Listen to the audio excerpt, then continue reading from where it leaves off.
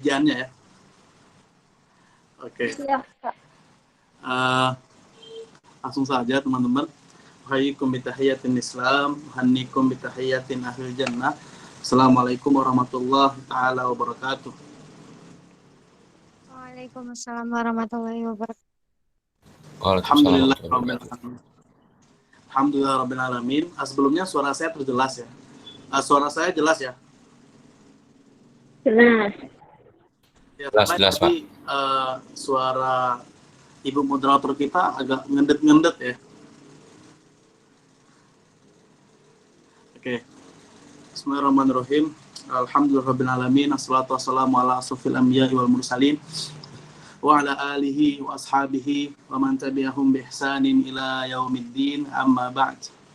Asyhadu an la ilaha illallah wa asyhadu anna Muhammadan abduhu wa rasuluh la nabiyya wa la rasula ba'dah alladzi qad addal amanah wa ballagha risalah wa nasaha lil ummah wa jahada fillah haqqa jihadi hatta atahul yakin, amma ba'du. Syukur kita teman-teman ya atas nikmat yang sudah Allah berikan kepada kita ya, bahkan kalau kita hitung nikmat-nikmat itu tidak akan bisa kita hitung ya. Wa in ta'uddu ni'matallahi la tuhsuha ya. Jika kita berusaha untuk menghitung nikmat yang sudah Allah berikan kepada kita, la tuhsuha, maka kita tidak akan bisa teman-teman gitu. Maka dari itu patut rasanya kita mengucapkan rasa syukur kepada Allah Subhanahu wa taala. Ya, simpel sebenarnya. Ya, ulama mengatakan bahwa rasa syukur itu bisa diucapkan dengan 3 kalimat saja. Subhanallah, walhamdulillah, wala ilaha illallah, wallahu akbar. 4 ya, bukan 3. Itu rasa syukur kita dengan apa? Dengan lisan, dengan mengucapkan tahmid, dengan mengucapkan tasbih, ya, dengan mengucapkan takbir gitu. Nah, itu juga salah satu bagaimana kita bersyukur kepada Allah Subhanahu wa taala. Apalagi kita sekarang berada di bulan suci yang penuh berkah ini ya, karena nggak semua orang teman-teman bisa bertemu kembali dengan bulan yang suci ini ya. Banyak sebagian mungkin dari kita, mungkin ada juga ya dari teman-teman kita yang ada di KC lain, yang ada di Fosse regional mana begitu ya, yang Allah cabut gitu. Allah cabut nikmat hidup di dunianya gitu kan. Jadi dia tidak bisa bertemu dengan bulan yang penuh berkah ini. Maka dari itu ini suatu rasa kebersyukuran yang harus kita tingkatkan, yang harus kita aktualisasikan ya, agar bagaimana kita paham betul apa yang sudah diberikan oleh Allah Subhanahu wa taala kepada kita. Itu bahkan ayat Allah menyebutkan la in syakartum la azidannakum wa la in kafartum inna adzabi lasyadid. Ya, jika kita bersyukur atas apa yang diberikan oleh Allah kepada kita, maka insya Allah nikmat-nikmat itu akan bertambah. Tapi jika kita kufur ya atas apa yang diberikan oleh Allah kepada kita, maka hati-hati bahwa azab Allah sangatlah pedih. Ya, jangan lupa bersyukur ya teman-teman ya. Kalau ada anggapan itu jangan lupa bersyukur dan jangan lupa tersenyum. Ya. Kedua, selawat beserta salam tidak lupa pula kita hadiahkan kepada Nabi besar Muhammad Sallallahu Alaihi Wasallam, yang mana berkat perjuangan yang sudah Nabi kita lakukan, hari ini kita bisa merasakan yang namanya nikmatnya ekonomi Islam. Ekonomi Islam nikmat nggak teman-teman? Nikmat dong, ya, nikmat. Ya, apalagi dengan dilarangnya riba, ya, kita disunahkan untuk bagi hasil, gitu ya. Maka ini sebuah rasa syukur kita juga, gitu, agar bagaimana kita berselawat kepada Nabi kita Muhammad SAW. Allahumma sholli ala Sayyidina Muhammad wa ala ali Sayyidina Muhammad. Yang saya hormati tentu ya, di sini ada Pak Korkom, Koordinator Komisariat Fosse Purwokerto, Akhirvan. Ahlan Akhirvan, Masya Allah. Ya.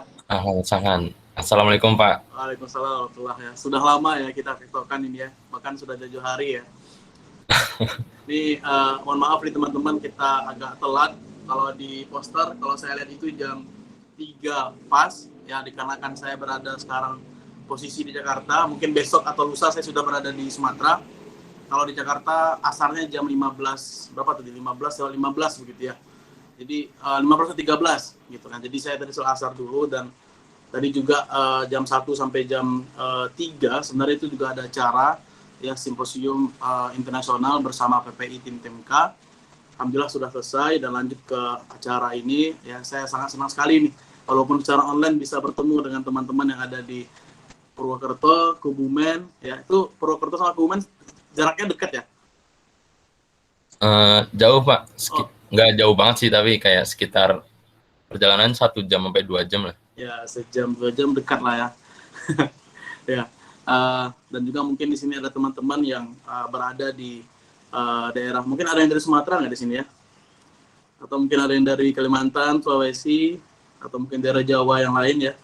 Ya, apapun itu, saya sangat senang sekali bisa bertemu dengan teman-teman semua ya, walaupun secara online nih teman-teman gitu ya. Setidaknya niat kita dalam menjalin ukhuwah Islamiyah itu apa ya, adalah gitu ya, sehingga ini dicatat sebagai amal kebaikan kita oleh Allah Subhanahu wa taala begitu ya. Dan tentu yang saya hormati pula tadi ada moderator kita ya, saudari Eka Dia Nurhastuti. Nurhastuti atau Tuti? Nurhastuti ya, benar ya? Ya, insyaallah ya. Tadi mungkin sinyalnya agak endet-endetan ya, kalau bahasa Jawanya itu endet-endetan ya. Oke, lalu yang saya cintai karena Allah Subhanahu wa taala, adik-adik saya, teman-teman saya, rekan-rekan seperjuangan saya ya, yang hadir pada sore hari ini. Menarik teman-teman, sore hari ini kita akan membahas sedikit tentang bagaimana digital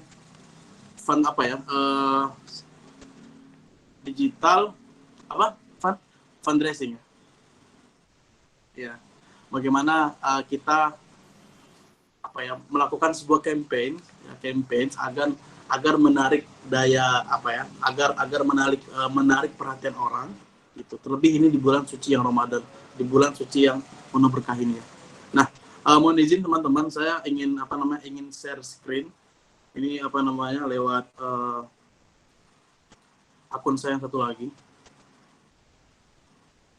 Sebentar ya, saya buka dulu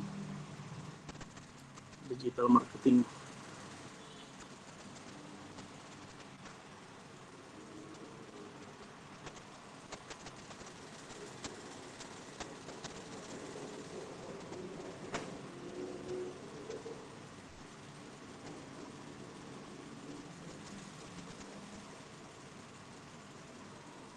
Sudah kelihatan ya teman-teman ya?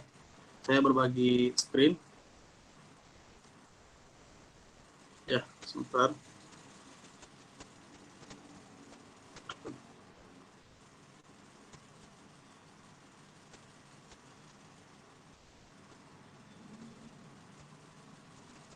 Oke, nah, insya Allah menarik. Sore hari ini kita akan bicara tentang efektivitas digital fundraising di bulan suci, ya, di bulan Ramadan, gitu ya.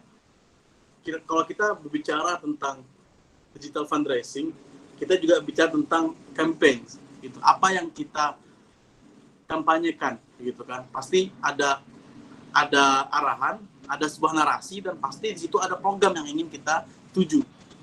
Nah, di sini insya Allah kita akan bahas sedikit ya, mungkin belum tuntas. Kalau kita kupas tuntas, mungkin saya juga bukan ahli di bidang ini, begitu ya. Cuma kita insya Allah di sini kita akan sharing dua arah ya, insya Allah dari saya pribadi dan juga dari teman-teman semua begitu ya.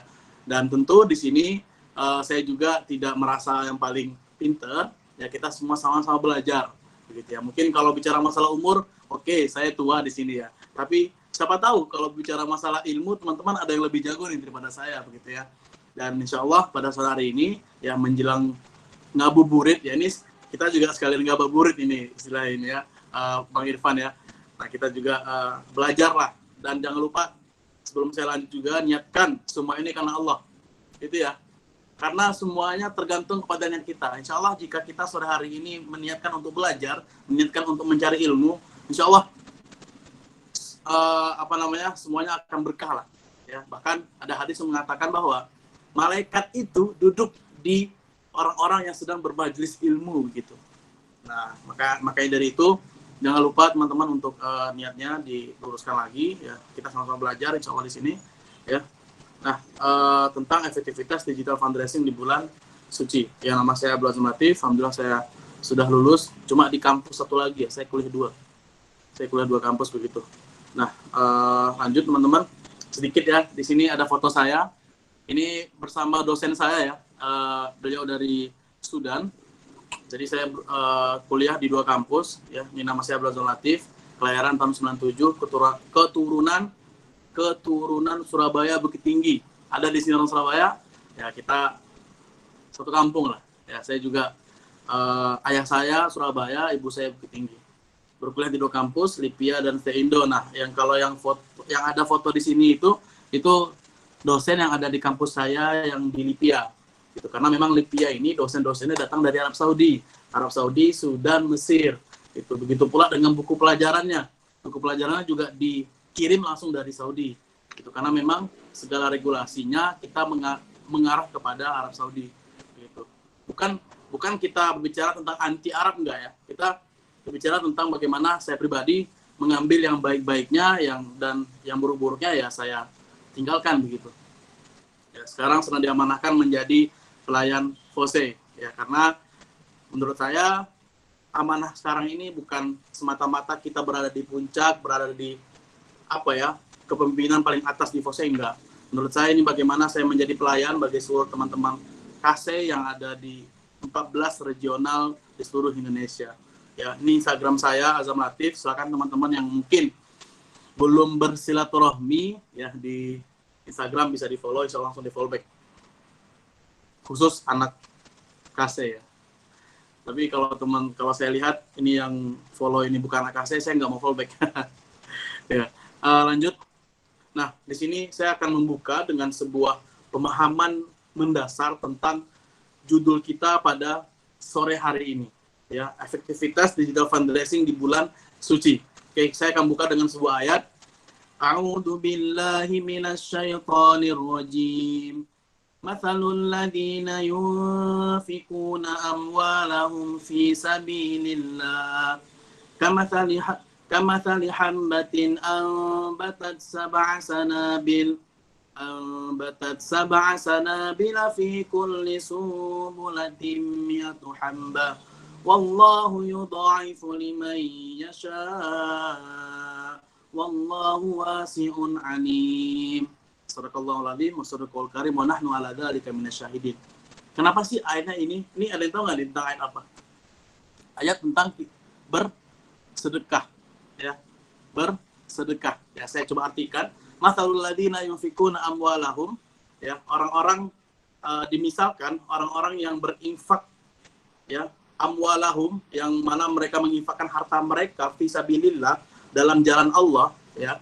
Ini bisa diartikan kita bersedekah ya, kita juga bisa diartikan berwakaf, bisa juga diartikan berinfak di masjid tuh. Kalau ada kota-kota masjid tuh atau kota musola, kita masukin duit tuh. Nah, ini masuk nih ke dalam orang-orang yunfikuna amwalahum fisabilillah gitu. Seperti apa dimisalkannya? Kamathali habbatin. Ya, kamathali habba itu artinya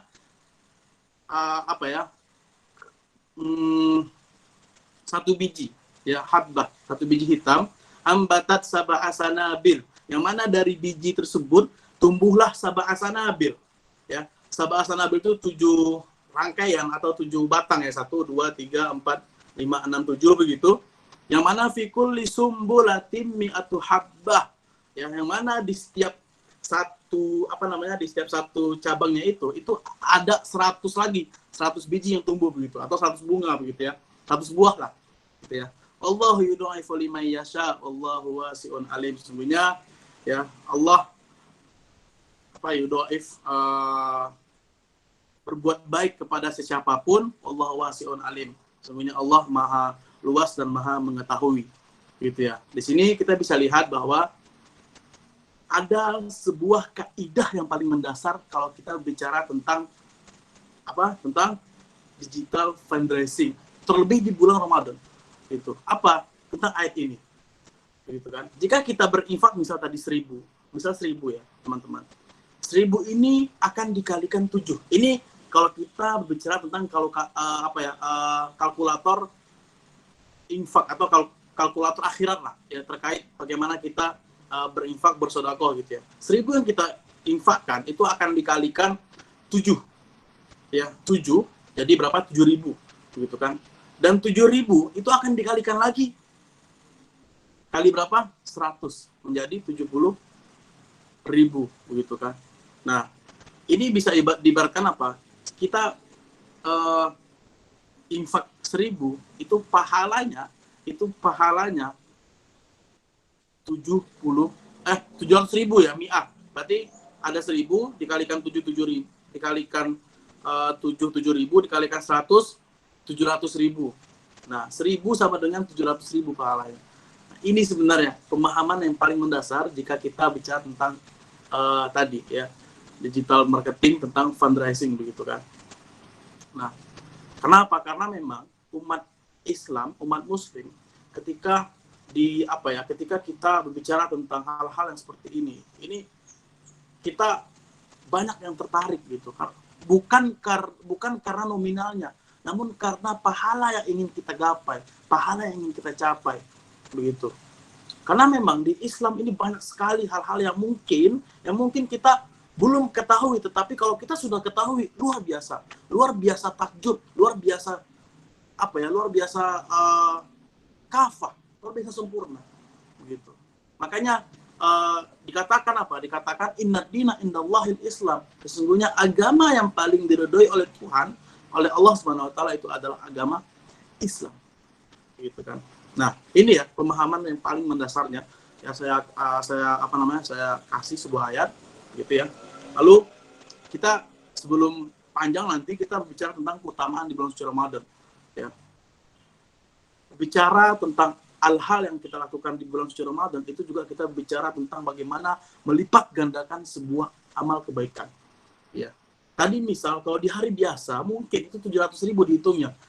Coba di bulan Ramadan ya, ketika orang-orang itu berinfak, ketika orang-orang itu bersedekah, ketika orang-orang itu tertarik dengan campaign yang kita lakukan ya, maka pahalanya itu bukan lagi 700.000, dilipat gandakan.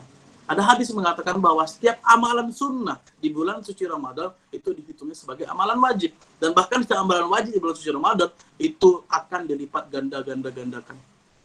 Ini pemahaman dasar ya, bagaimana kita melihat bahwa bagaimana nih kita menarik perhatian orang-orang, perhatian bapak-bapak, perhatian ibu-ibu itu tertarik dengan program yang kita sampaikan, lalu mereka ingin berdonasi begitu kan. Nah, lanjut kita bicara tentang digital fundraising ya. Sebenarnya kalau di pamflet kan sosial media ya. Nah, ini sama aja sebenarnya, sosial media, digital sama aja ya.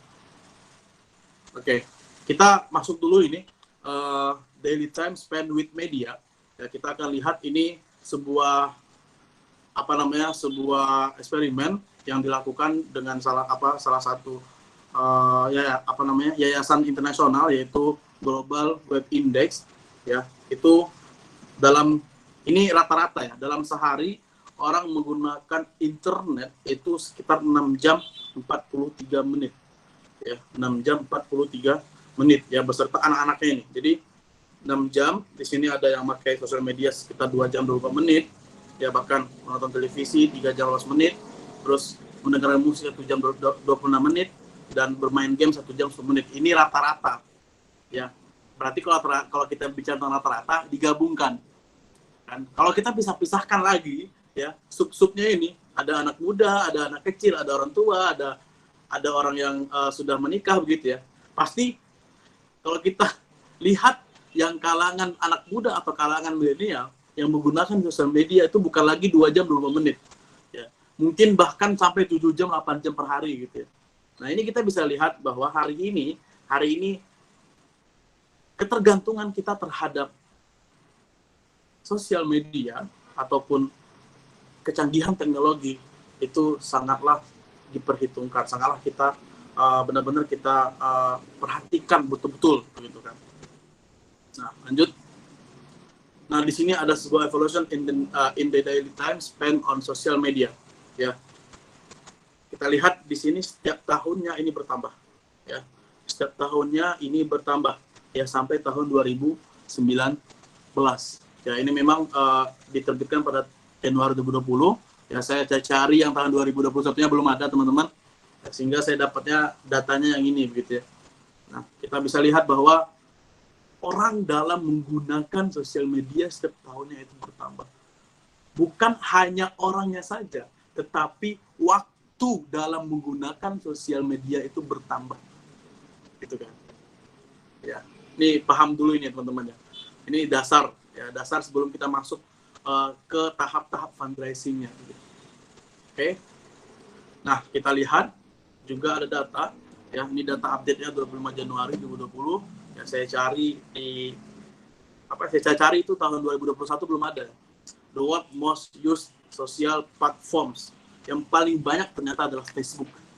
Gitu. Facebook ini data loh teman-teman. Misalkan teman-teman nanti mungkin saya kasih juga ya saya kasih juga materinya. Ya. Lalu yang kedua di bawahnya itu ada YouTube, WhatsApp, Instagram itu urutan ke-6. Ya, bahkan di atas Instagram ternyata di tingkat dunia ini WeChat itu masih mengungguli Instagram, teman-teman. Tahu WeChat ya? Dulu mungkin sempat viral di negara kita, mungkin sekarang hanya beberapa yang menggunakan begitu ya. Nah, bahkan Twitter itu berada di 3 urutan terbawah begitu. Ya, kita bisa lihat Facebook. Kenapa Facebook? Kalau saya artikan kenapa Facebook ini bisa banyak, karena memang hari ini ya, sebelum kita masuk ke bonus demografi tahun 2035 sampai tahun 2040, memang hari ini yang menguasai penduduk bumi itu adalah orang-orang yang sudah berumur lanjut atau sudah berumur yang tidak produktif gitu. Sehingga kan kita tahu siapa sih pengguna Facebook? Orang tua kan. Nah makanya mungkin data ini diambil dari itu, kebanyakan orang tua yang hari ini mungkin masih aktif di dunia sosial media gitu kan. Karena kita lihat memang Facebook ini sering digunakan oleh orang tua kita gitu. Bahkan saya pribadi, teman-teman, saya sebelumnya itu tidak main Facebook begitu kan. Dan sampai akhirnya saya melihat bahwa orang tua saya ya ini seringnya itu bukan main Instagram, itu seringnya bukan main YouTube, cuma mainnya Facebook gitu. Dan bagaimana ini agar saya bisa berinteraksi dengan orang tua saya, udah akhirnya saya main Facebook lagi gitu ya. Semenjak tahun 2020 akhir kemarin. Itu masih baru sebenarnya. Masih baru main Facebook lagi setelah 5 tahun ya. Pas masa-masa SMP itu, masa SD itu main Facebook. Nah, kita lihat lanjut. Kita lihat corona efek. Gitu kan. Ada sebuah perbandingan yang dahsyat, teman-teman. Sebelum corona dan sesudah corona. Mungkin sebelum corona ada orang yang tidak sama sekali mengenal yang namanya belanja online, tidak sama sekali mengenal yang namanya zakat online, tidak sama sekali mengenal yang namanya m-banking. Ya, ini termasuk saya. Ya, namun setelah adanya corona, efeknya itu luar biasa, banyak sekali efek-efek yang ditimbulkan adanya COVID-19 ini. Ya, seperti saya misalnya, saya sebelum adanya corona, saya tidak pakai m-banking. Saya jujur, saya tidak pakai m-banking. Ya, namun setelah ada corona, saya melihat, oh ternyata m-banking ini perlu. Ya udah, akhirnya saya memakai m-banking begitu kan. Dan di sini kita lihat bahwa ada digital transformation. Ya, ada sebuah transformasi dalam dunia perdigitalan begitu kan. Orang-orang hari ini lebih banyak menggunakan sosial media begitu kan. Karena apa? Karena memang jangkauannya itu lebih mudah dan jangkauannya lebih general begitu. Udahlah general, terus mudah pula. Kan gitu, teman-teman. Lanjut ya. Nah, kita lihat di sini, saya ngambil dari digital dompet duafa. Bagaimana dari tahun 2019 dan tahun 2020 itu benar-benar naiknya signifikan. Ya, benar-benar naiknya signifikan. Kita lihat di tahun 2017 itu 10. Ini dalam satuan miliar rupiah ya, 10 miliar. Di tahun 2018 26 miliar, 2019 54 miliar, 2020 103 miliar. Bahkan ini sampai 20 November 2020. Ya, ini kita lihat bahwa bagaimana ya, dampak daripada corona efek. Ya, bagaimana dampak daripada corona sehingga orang-orang hari ini lebih tertarik kepada penghimpunan atau berdonasi secara digital. Itu.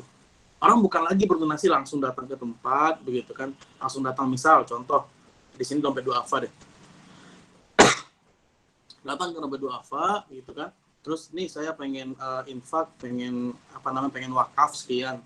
Enggak, hari ini orang tinggal buka HP, tinggal buka aplikasi ataupun ada barcode begitu kan? Udah secara online saja begitu. Karena memang dampak sebenarnya ini dampak daripada COVID-19 gitu kan. Orang lebih memilih untuk yang mudah-mudah saja lah gitu kan. Kalau bisa lewat HP, kalau bisa lewat genggaman tangan, kenapa tidak? Gitu. Nah, don't be a boilet frog. Apa sih ini maksudnya? Ada yang bisa menjelaskan nggak maksud dari gambar ini? Mungkin Akhirvan ini bisa menjelaskan.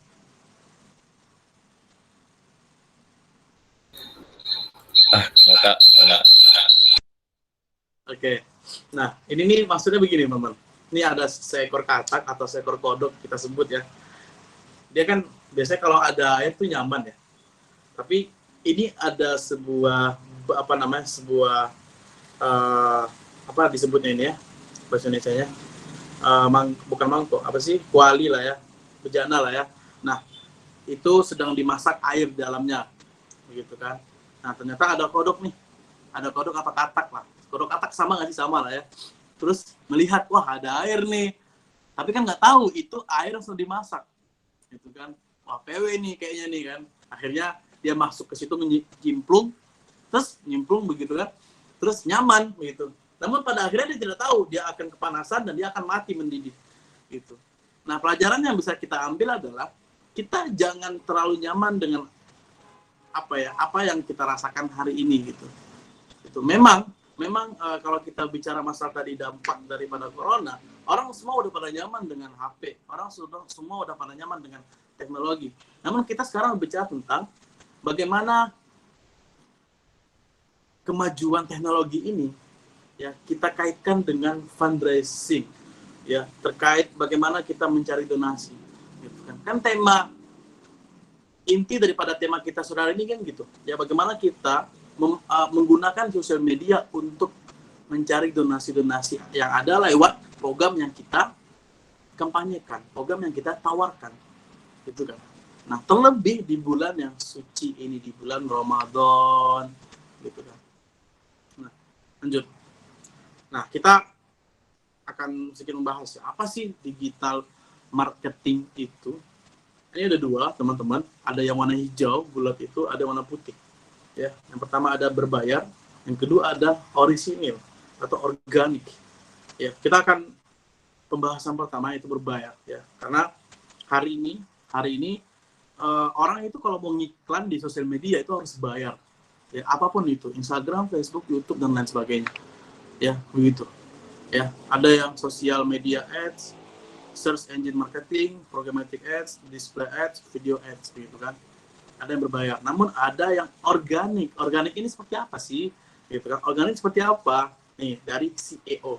Saya lupa teman-teman apa kepanjangan SEO ini, cuma saya tahu maksudnya agar bagaimana kita melihat sebuah apa nih yang sekarang lagi viral ya.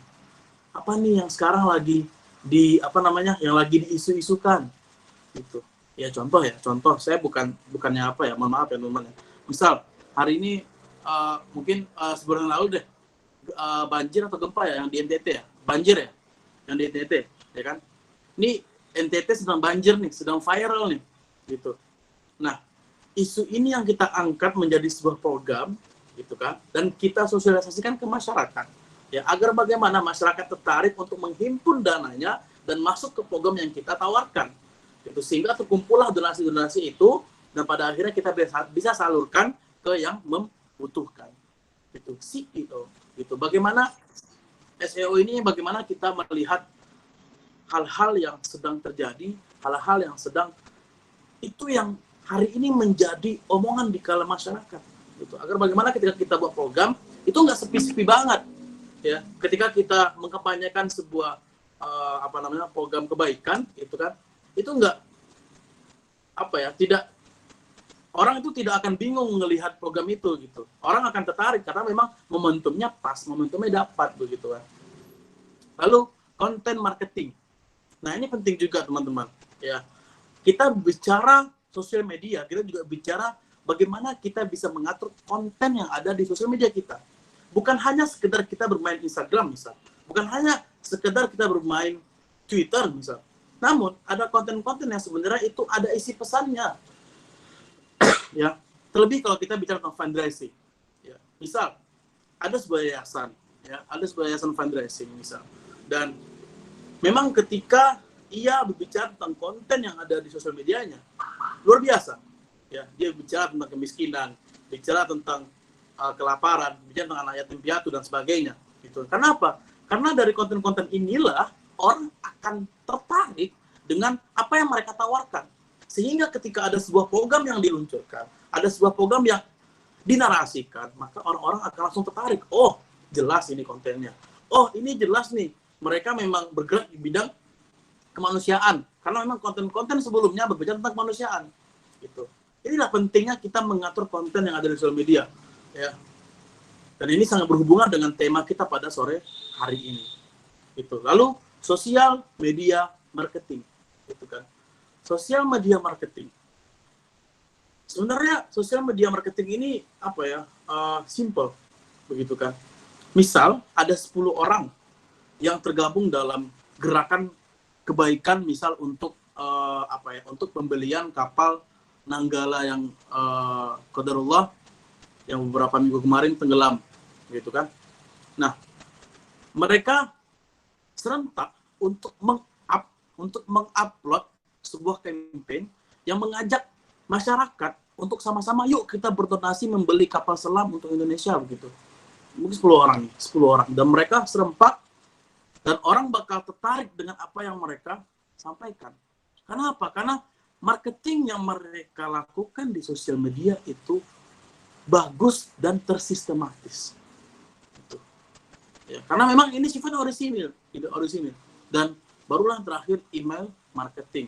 Yang mungkin ini biasa dilakukan oleh teman-teman kita yang mungkin hari ini sedang bekerja di yayasan, bekerja di yayasan kemanusiaan begitu ya, yang mana cari email-email orang gitu, lalu dikirimkan lewat email-email. Ya, mungkin saya bicara tentang pengalaman pribadi. Saya pernah beberapa kali itu berdonasi di ACT gitu ya. Dan tentu dong email saya sertakan begitu kan. Nah, itu biasanya setiap pagi atau setiap dua hari sekali atau 3 hari sekali gitu. Itu muncul tuh email di email pribadi saya. Halo, Assalamualaikum Kak Azam, bagaimana kabarnya gitu. Yuk ikutin kabar terbaru dari kami, terus dikasih tuh kabar-kabarnya apa aja begitu kan. Nah, ini yang kadang kita lupa dengan hal-hal yang sepele itu aslinya bisa menumbuhkan rasa trust dan rasa ketertarikan ya dari masyarakat kepada kita gitu. Nah, kalau kita lanjut hubungan fundraising dan marketing. Gitu kan. Fundraising menggalang dana betul, tapi marketing tujuannya adalah memuaskan pelanggan. Itu tujuan. Ya. Lalu bagaimana bentuk komunikasi? Di dunia fundraising kita bekerja untuk mengarahkan transaksi penyerahan dana untuk bagaimana masyarakat ini bisa berdonasi kepada kita. Lalu di marketing kita membentuk citra dan mengarahkan transaksi. Tadi ini yang saya katakan. Ya. Saya katakan bahwa ketika kita punya sosial media, kontennya itu harus rapi, kontennya itu harus tersistematis dari awal. Agar bagaimana ketika kita mengkampanyekan sebuah ajakan, sebuah narasi, maka masyarakat atau orang-orang yang mau follow kita, yang mengikuti kita, itu akan akan muncul rasa kepercayaan dengan sendirinya. Nah, tekniknya bagaimana? Fundraising ini memang lebih banyak bersifat langsung. Tadi yang seperti yang saya katakan juga, ada namanya email marketing, yang mana mereka langsung ngirim email. Ya bahkan di beberapa yayasan itu ada yang mereka langsung telepon, teman-teman. Benar nggak? Langsung telepon. begitu kan? Dan ada yang kalau di marketing itu gabungan langsung dan tidak langsung.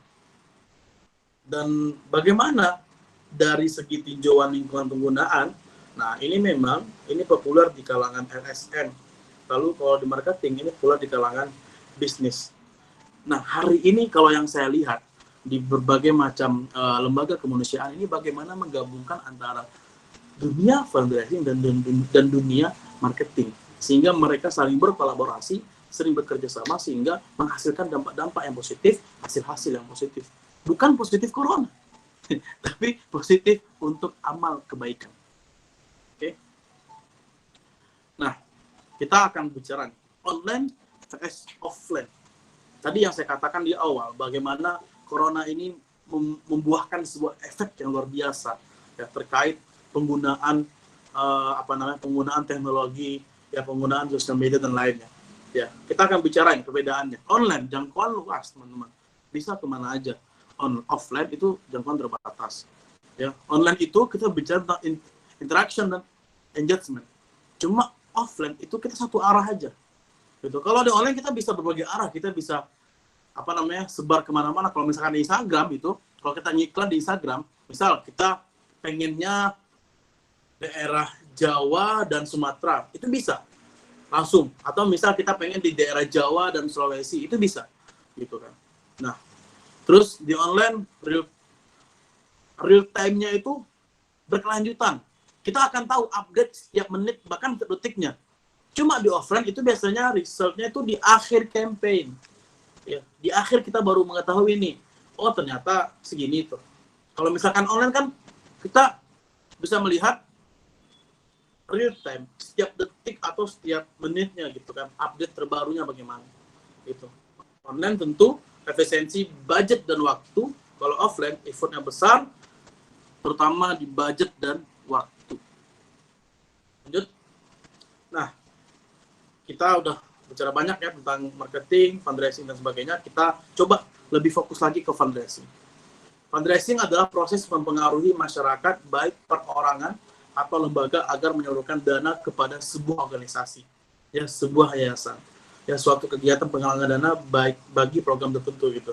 Makanya ketika teman-teman lihat, teman-teman harus jeli ketika melihat sebuah yayasan amal kebaikan atau yayasan kemanusiaan, contoh ACT yang bekerjasama tentu dengan FOSE, ketika ada sebuah momentum, ketika ada sebuah peristiwa yang sedang terjadi, itu biasanya langsung dibuatin programnya, gitu kan. Agar bagaimana mempengaruhi masyarakat, gitu. Baik secara perorangan atau secara komunitas.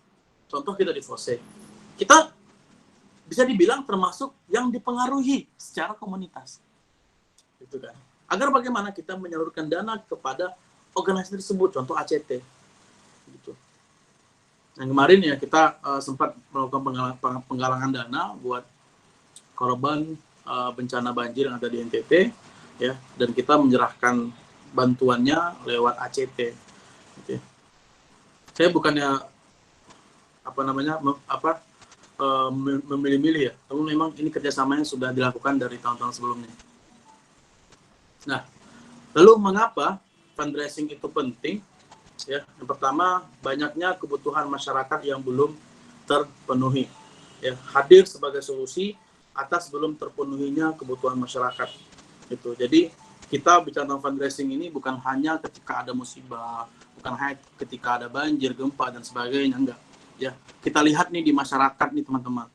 Ya, masyarakat nih sekarang misalkan, oh masjidnya ini kurang, oh sumurnya nggak ada di sini sehingga mereka susah untuk mendapatkan air bersih begitu. Misal, ya dari situ kita bisa buat campaign, kita bisa buat program sehingga kita narasikan dan kita populerkan, kita sebarkan ke masyarakat luas gitu, agar bagaimana terhimpun dana untuk membantu lini-lini ini gitu kan, untuk membantu hal-hal yang kita campaignkan gitu kan.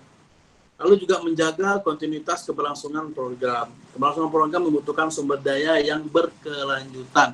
Makanya penting. Makanya kalau teman-teman ada yang masuk ke yayasan atau ke lembaga kemanusiaan, itu dikatakan di situ bahwa teman-teman di sini gerak kita bukan hanya semata-mata untuk mencari gaji, tapi gerak kita di sini semata-mata hanya karena Allah dan memang untuk amal kebaikan kita.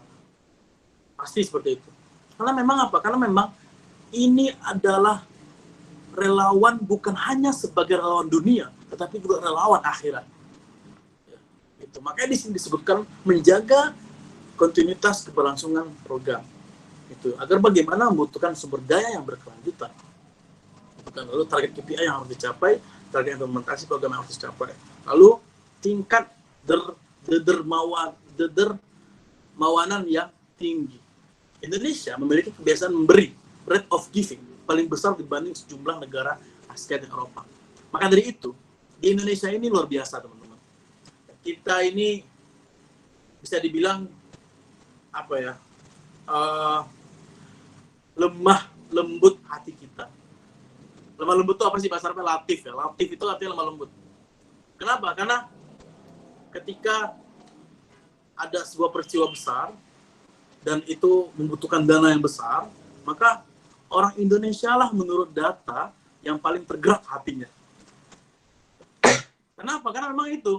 Kita emang orang Indonesia itu dikenal dengan lemah lembutnya, dikenal dengan hal-hal yang kedermawanannya gitu.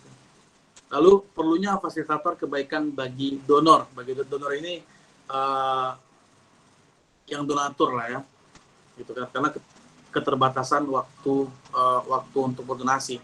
Itu wadah ekspresi kedermawanan. Target implementasi program yang harus dicapai. Nah, ini ya teman-teman, kita bisa lihat ada beberapa poin. Ini sebenarnya bukan semua poin ya. Cuma saya ambil aja 4 gitu ya. Ada bencana alam, kemiskinan, kebodohan, gizi buruk. Atau ini bisa disebut dengan kondisi masyarakat secara general. Ya, sehingga kita melihat, oh ini bisa kita jadikan program ya agar bagaimana orang-orang kaya atau orang-orang yang berdonasi ini bisa ikut membantu sehingga kita menyalurkan ke lini-lini ini, ke poin-poin ini, gitu kan. Makanya pada akhirnya itu ada program, ada campaign. Gitu. Di sini kita juga sekalian belajar ya teman-teman ya, bagaimana kita membuat sebuah program fundraising, bagaimana kita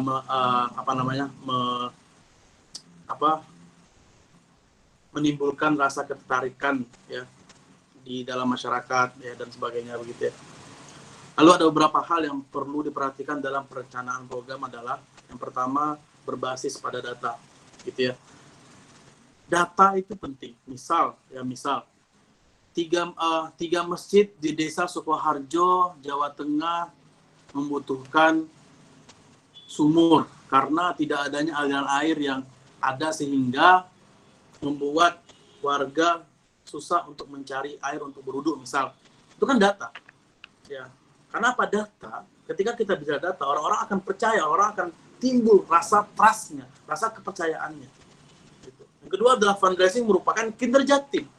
Itu. Makanya tadi yang saya katakan bahwa ketika kita sudah menampilkan diri kita untuk berjalan di agenda-agenda kebaikan ini, maka kita juga memutuskan untuk bekerja secara teamwork. Yang membutuhkan SDM dengan struktur dan fungsi tertentu sesuai kebutuhan program. Lalu yang ketiga ada akuntabilitas. Tolak ukur keberhasilan program fundraising adalah ketika dana masuk jumlahnya yang besar dan tetap. Lalu fundraising adalah fundraising. Ya, bukan hanya mendapatkan dana, tetapi bagaimana mempertahankan kerjasama dalam jangka panjang.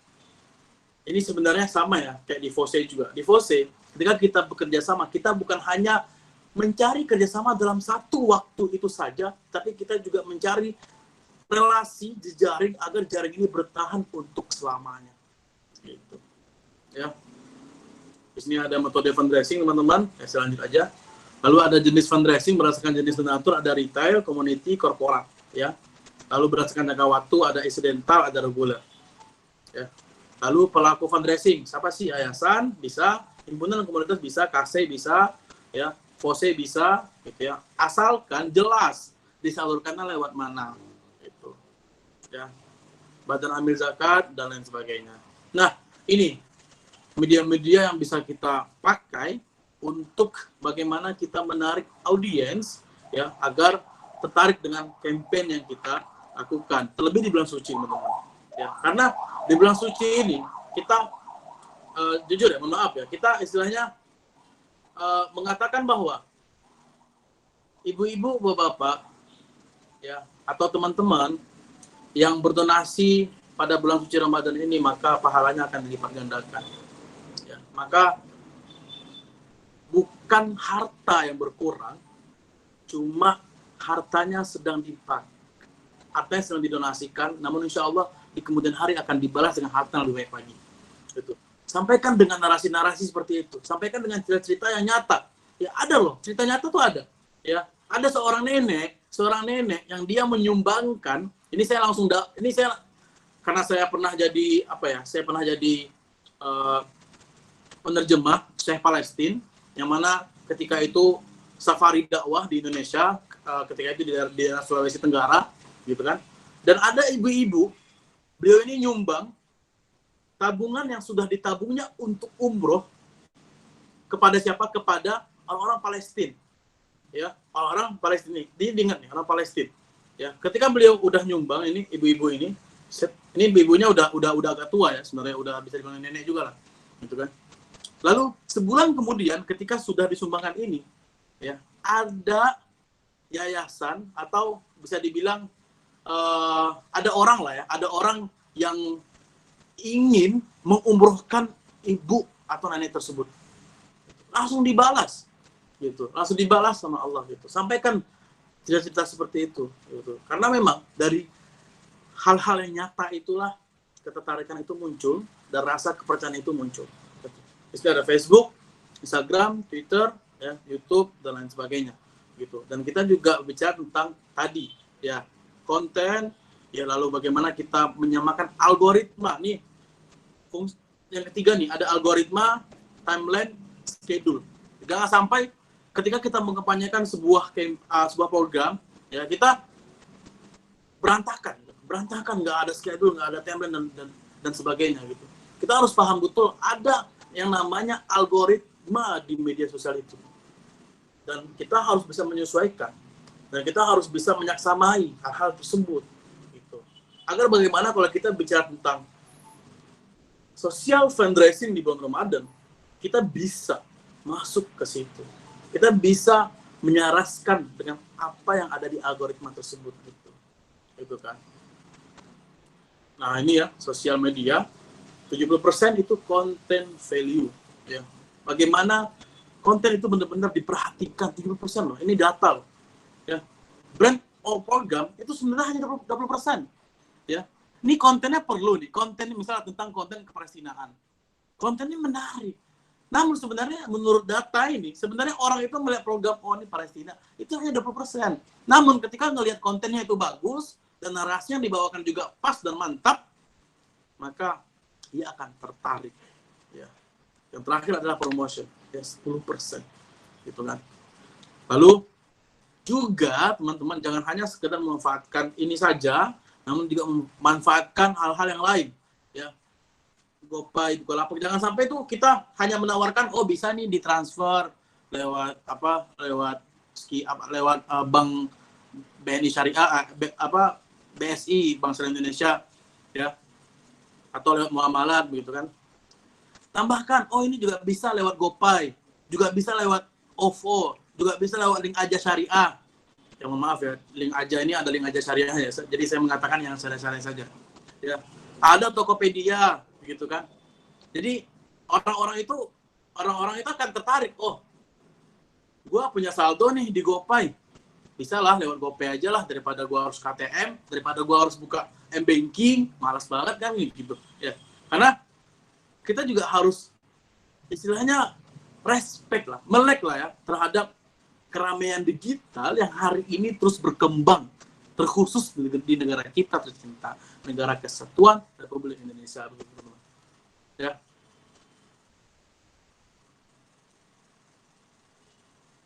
Nah, lalu yang terakhir adalah kuncinya apa? Ya, kuncinya apa dalam efektivitas social fundraising di bulan suci ini? Yaitu respon momentum. Respon momentum. Jika memang teman-teman ingin sekali untuk menghimpun dana, ingin sekali untuk apa ya, mengkampanyekan sebuah program yang mana itu menarik ketarikan simpatisme masyarakat atau simpatisme teman-teman kita yang ada di kampus, maka kuncinya satu, respon momentum. Jangan sampai hari ini, misal mohon maaf ya, hari ini mungkin mungkin deh kita ambil yang contoh yang sudah misal banjir di Jakarta ya, banjir di Jakarta misal hari Senin gitu kan, cuma kita baru nyebarinnya atau baru responnya itu hari Jumat, momentumnya nggak ada teman-teman, momentumnya nggak dapat itu ya. Kalau bisa hari Senin terjadi, hari Senin juga kita gerakkan, hari Senin juga kita buat kampanye gitu, untuk bagaimana kita yuk Bu, yuk Pak, yuk Sob, yuk teman-teman, kita sama-sama membantu teman-teman kita yang ada di Jakarta gitu. Karena momentumnya lagi pas gitu. Makanya ketika itu ya orang akan gampang dengan mengeluarkan ya 1.000, 2.000, 5.000, 10.000, sejuta, 2 juta lah ya, untuk hal-hal yang sedemikian rupa gitu. Nah, tentu teman-teman, jika kita bicara hal-hal yang seperti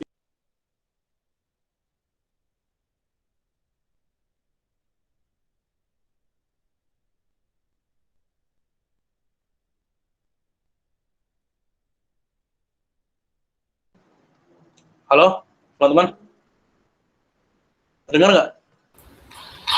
Dengar, Pak. Sorry ya, HP saya lowbat, mati barusan.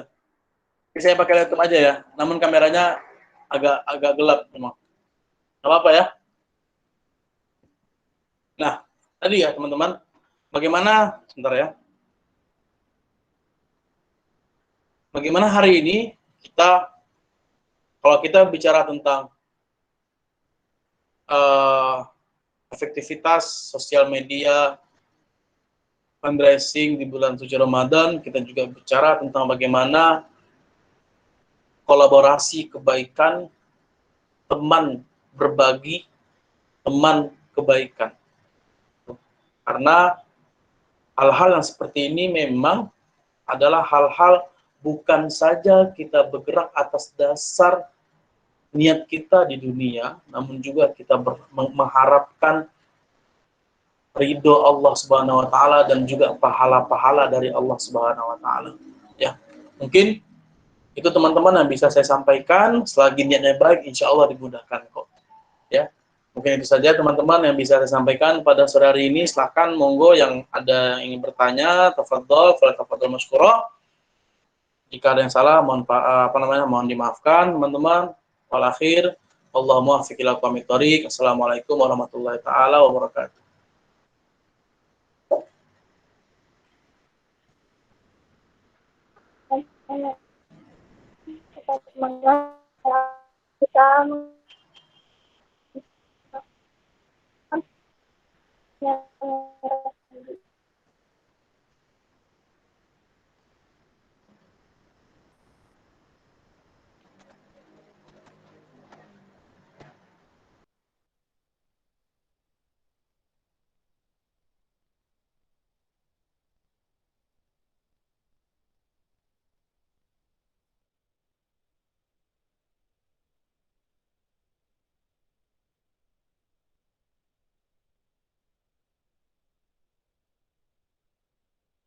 Halo? Cek. Suaranya kedengeran nggak saya? Kedengaran? Van, mantap. Sepertinya ini moderatornya sinyalnya lagi susah ya. Ya, mungkin saya gantikan terlebih dahulu ya. Terima kasih ya Pak Presnas nih, Kak Abdul Azam Latif ya, atas penyampaian materi yang luar biasa ya terkait dengan efektivitas sosial media fundraising ya di bulan Ramadan. Nah, banyak sekali yang ilmu yang dapat kita tangkap ya tadi ya tentunya terkait dengan tema tersebut. Nah, bagi teman-teman yang ingin bertanya, mungkin bisa langsung aja ya, bisa tulis di kolom komentar atau enggak bisa on mic untuk berbicara, seperti itu.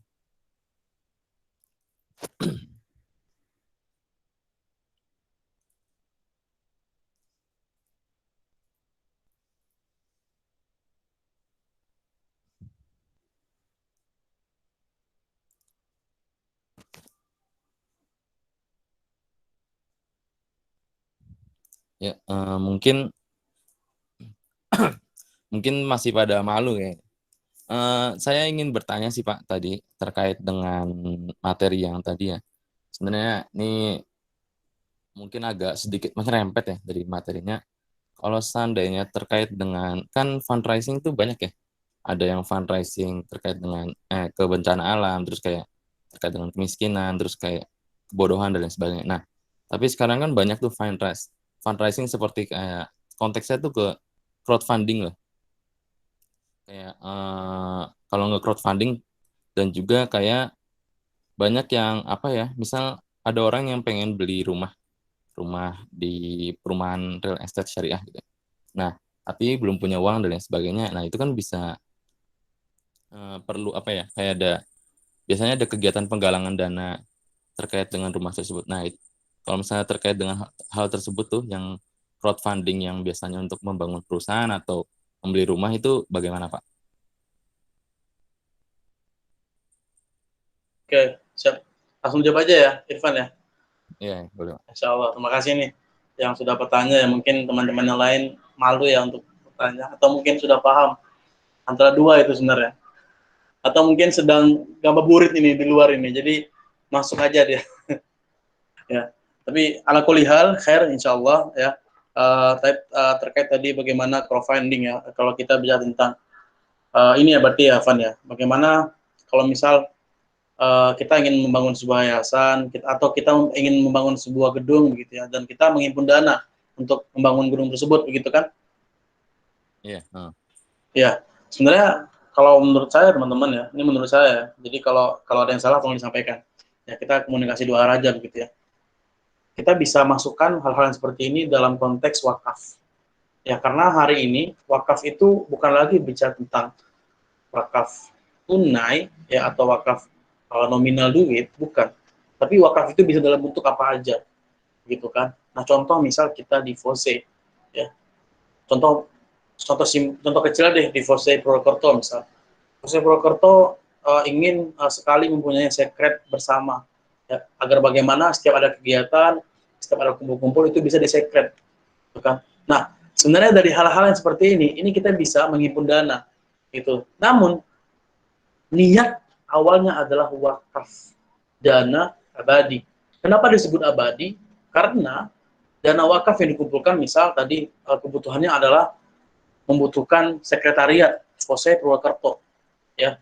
Dan kita mengajak kepada seluruh kader ya baik yang ada di Fose Purwokerto ataupun yang ada di Fose Jawa Tengah ataupun di seluruh Indonesia untuk bersama-sama yuk kita galang dana ya galang dana untuk mengumpulkan dana ya lalu kita satukan dana tersebut dan kalau misal sampai kepada nominal yang dibutuhkan lalu kita akan beli sebuah rumah dan itu akan dijadikan kantor sekretariat Fose Purwokerto ya dan dana itu memang dipakai buat itu saja jangan dipakai buat hal lain nggak boleh gitu karena kita niat awalnya wakaf produktif atau beda ya wakaf produktif berbeda dengan wakaf dana abadi karena memang awalnya kita wakaf dana abadi yang mana memang ketika sudah ada kesekretariatan itu lalu sekret itu dipakai untuk hal-hal yang berguna itu agar bagaimana setiap kegiatannya itu ada sebuah kebaikan yang dinarasikan sehingga itulah yang akan menumbuhkan pahala dan pahala itu akan mengalir kepada seluruh orang yang ikut berdonasi dalam wakaf tersebut. Itu. Begitu Irfan kalau menurut Ana ya. Berarti kalau seandainya udah katakanlah berarti perlu ada transparansi dana ya Pak terkait dengan wakaf dana Ya, dana yang tadi itu. perlu. Kalau kita bicara tentang transparansi dana itu perlu. Ya berbeda ketika transparansinya di sebuah perusahaan yang mana perusahaan ini sudah benar-benar menggeliat besar kan nggak mungkin semua dana itu dinampakkan di mana aja gitu kan. Namun kalau kita bicara tentang dana wakaf, dana umat itu perlu ditransparansikan karena apa? Karena inilah yang akan memunculkan sebuah rasa trust dari masyarakat kepada kita, dari kader kepada kita, dari fose-fose lain kepada Fose Purwokerto. Gitu. agar bagaimana ketika nanti ada misal ada terkumpul dana dan ada sekret, lalu teman-teman hadirkan tuh siapa aja yang nyumbang, ya dananya sudah terkumpul berapa, dan dananya dialokasikan kemana aja, misalkan dalam membeli rumah buat sekret itu kita butuh TV atau butuh kursi buat rapat, atau misalkan butuh sapu dan sebagainya, itu dicatat dan itu ditransparasikan dan itu diumumkan kepada halayak umum gitu, halayak luas. Nggak apa-apa gitu. Karena apa? Karena memang ini adalah dana umat dan dana ini memang harus benar-benar diketahui. Apalagi ini khususnya kepada orang-orang yang sudah berpartisipasi dalam mendonasikan sedikit hartanya untuk pembangunan sekret ini, misal seperti itu. Itu kalau menurut pandangan saya, Irfan. Oke, baik Pak, terima kasih. Ya mungkin, oh ya, ini ada pertanyaan lanjutan nih dari Mbak Friska Ayuningrum ya.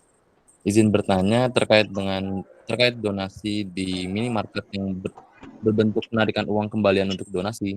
Di sini kan pihak konsumen tidak mengetahui dan tidak ada pemberitahuan terlebih dahulu oleh pihak minimarket mengenai kepada siapa dana sosial tersebut diberikan. Nah, itu sih bagaimana ya menurut pandangan Kak Azam, kata Mbak Friska. Monggo. Kak Azam dipersilakan. Menarik. Ya, menarik. Terima kasih kepada Friska Ayuningrum ya yang bertanya ya terkait bagaimana nih Kak donasi di minimarket yang berbentuk penarikan uang kembalian untuk donasi. Di sini kan pihak konsumen tidak mengetahui dan tidak ada pemberitahuan terlebih dahulu oleh pihak minimarket mengenai pada siapa yang dana sosial tersebut diberikan. Itu sih bagaimana. Ini menarik ya. Ini sering terjadi. Contoh misal di Alfamart ya. Alfamart, kita langsung sebut aja merek-mereknya, Alfamart, Indomaret begitu ya. Karena memang Alfamart, Indomaret kan bukan suatu hal yang jarang kan, sudah banyak bahkan di setiap kota ada kan. Makanya saya sebut aja mereknya, nggak apa-apa ya. Itu kan biasanya ada tuh hal-hal yang misal 200-nya boleh didonasikan gitu ya. Atau ini 100 rupiahnya boleh didonasikan Mas begitu kan. Nah, ini ya menarik pertanyaannya, bagaimana menurut pandangan saya? Saya akan berbicara general. Ya, saya akan bicara general dan saya sudah nggak lagi menyebut merek. Ya, ketika kita ditawarkan hal seperti itu, harusnya hal yang pertama kita lakukan adalah, ini menurut pengalaman saya, kita tanya, ini donasinya mau diberikan kepada siapa ya? Nangkep nggak? Ya, kita tanya dulu nih, ini donasinya mau diberikan kepada siapa ya? Kalau misal kalau misal dikasih tahu, oh ini donasinya buat yayasan, ini donasinya buat orang-orang yang kurang mampu, ya boleh dong, kenapa enggak? Gitu. Kalau misal dijawabnya seperti ini donasinya buat teroris, donasinya buat Yahudi, donasinya buat hal-hal yang keburukan misal, barulah kita menolak. Nggak usah deh, saya nggak mau. Cuma kalau donasinya memang benar-benar dijawabnya ini untuk orang-orang yang tidak mampu, maka bismillah. Ya, terlepas dari bohong atau tidaknya orang yang menjawab tersebut, ya maka kita sudah terlepas dari hukum itu. Ya. Ini kita jauh ini bicara fikih juga ini. Ya, kalau kita bahas fikih lama ini, sampai maghrib juga ini. Ya, itu. Ini saya bicara general ya. Jadi itu yang dilakukan, tanya, dan memang kalau memang jawabannya adalah ini untuk hal-hal kebaikan, ini untuk orang-orang yang kurang mampu, maka boleh. Itu.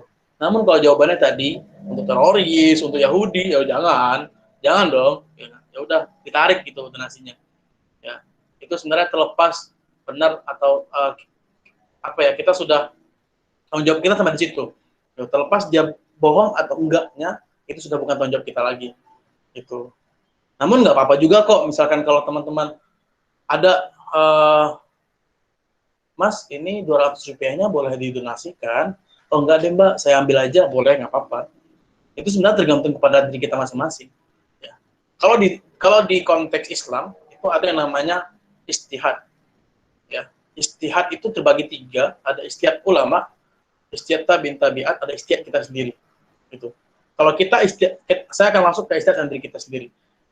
Yang kita diri sendiri ini, kita beristihad. Beristihad apa sih? Beristihad mengambil kepercayaan tertentu atau mengambil sebuah hukum tertentu yang kita yakin atas hal itu. Al-yakinu la yuzalu bisyak. Keyakinan tidak akan melunturkan keyakinan tidak akan dirobohkan oleh keraguan. Ya, makanya ketika misal tadi ini 200 rupiahnya mau didonasikan atau enggak ya? Dan kita yakin, wah ini kayaknya nggak bener nih 200 rupiahnya nih mau didonasikan kemana? Dan kita yakin atas hal itu. Ya udah itu masuknya ke ikhtiar kita.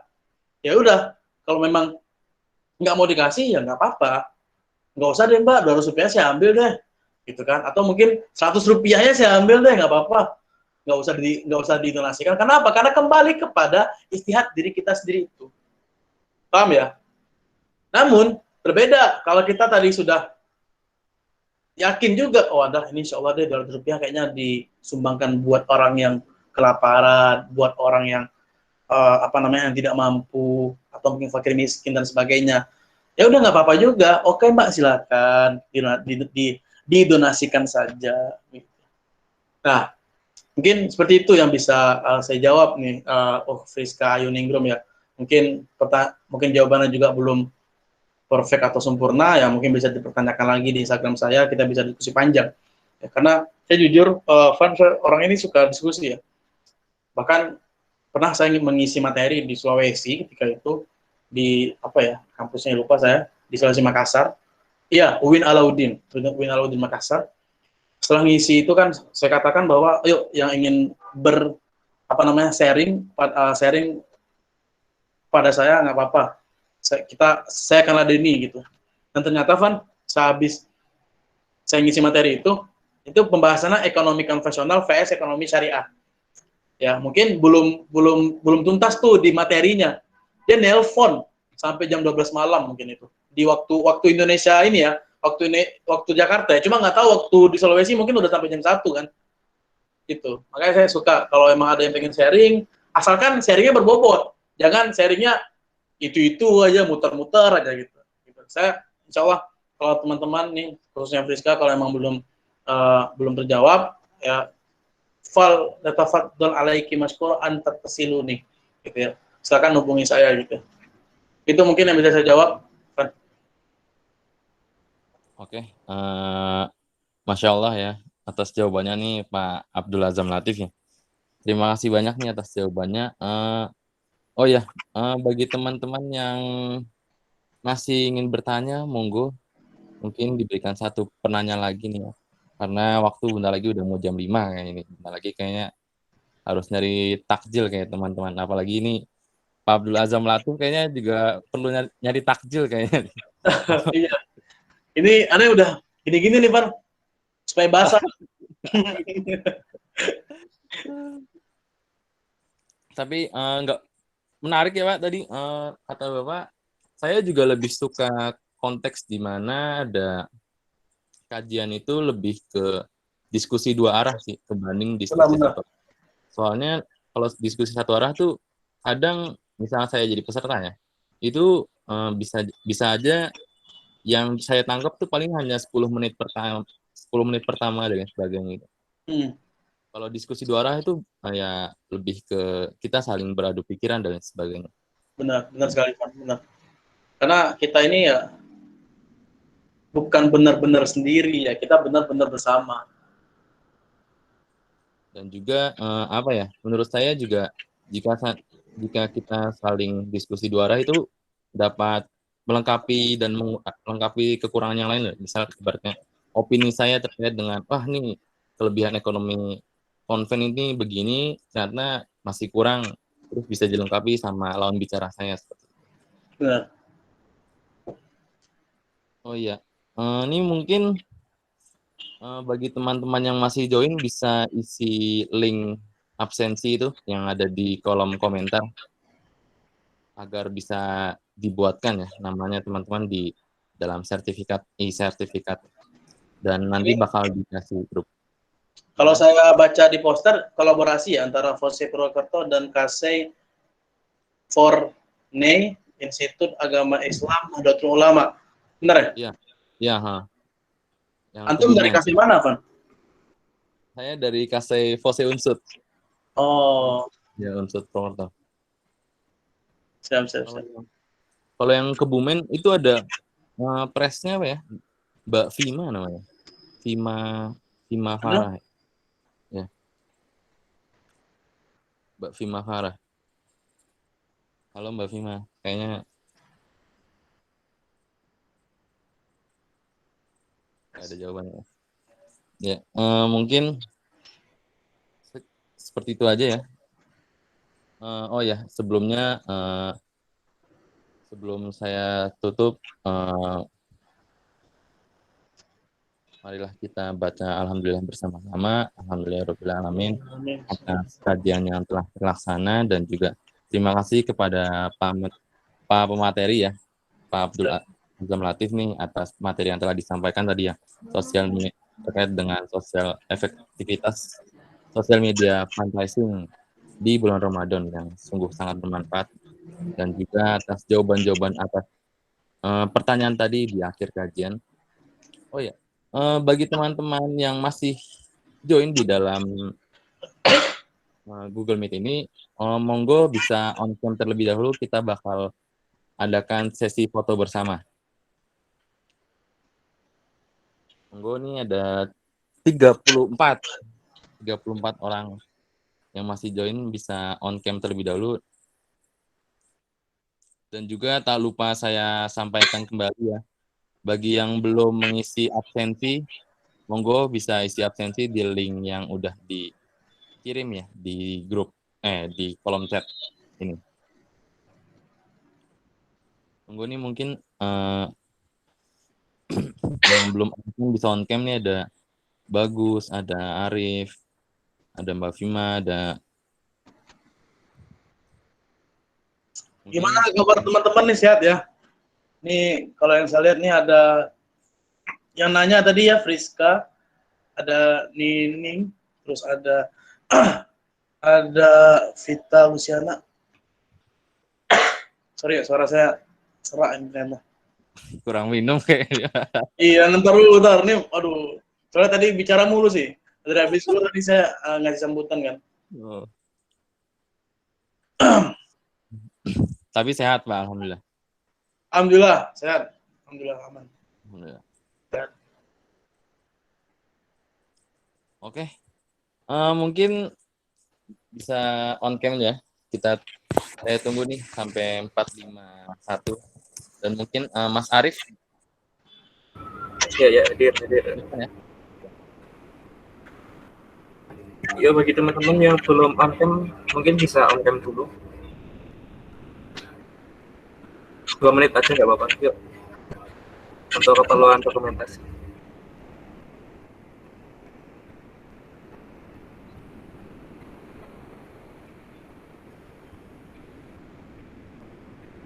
Kita hitung sampai yang ketiga ya.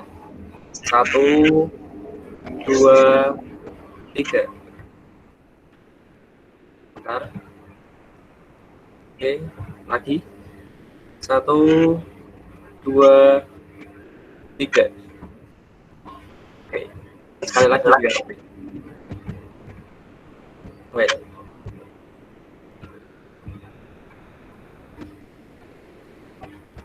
Udah. Bentar. 1, 2, 3. Oke, terima kasih. Oke, terima kasih Mas Arif. Ya, terima kasih ya Mas Arif atas dokumentasinya tadi. Dan juga saya ucapkan sekali lagi nih terima kasih atas pemateri yang telah bisa hadir di sini dan juga terima kasih juga atas teman-teman peserta ya yang telah hadir juga dalam mengikuti acara kajian pada sore hari ini. Semoga apa yang telah kita dapatkan, ilmu yang telah kita dapatkan dapat bermanfaat bagi kita di masa yang sekarang maupun yang masa yang akan datang. Dan juga tentunya bukan yang bisa bermanfaat bagi hanya kita, tapi bisa bermanfaat bagi lingkungan kita juga, insya Amin Allah. ya Allah, amin ya Allah. Ya, sekian dari saya. Terima kasih atas perhatiannya ya. Apabila ada tutur kata yang tidak mengenakan di hati, monggo dibuka pintu sebesar-besarnya, pintu maaf sebesar-besarnya, dan juga bentar lagi akan berbuka puasa. Selamat berbuka puasa ya, bentar lagi nih, jam 6 tentunya Bu. Ya pas azan maghrib. Oke, ya mungkin sekian dari saya. Wabillahi taufiq wal hidayah. Wassalamualaikum warahmatullahi wabarakatuh. Waalaikumsalam warahmatullahi wabarakatuh. Waalaikumsalam warahmatullahi wabarakatuh. Waalaikumsalam warahmatullahi wabarakatuh. Mohon pamit ya teman-teman ya. Insya Allah ke depan kita coba silaturahmi langsung lah. Ya, offline begitu ya. Siap. Amin ya Allah. Amin. Terima kasih. Makasih, Pak. Ya. Selamat menunggu buka teman-teman. Assalamualaikum. Evan. Waalaikumsalam warahmatullahi wabarakatuh. Waalaikumsalam warahmatullahi wabarakatuh.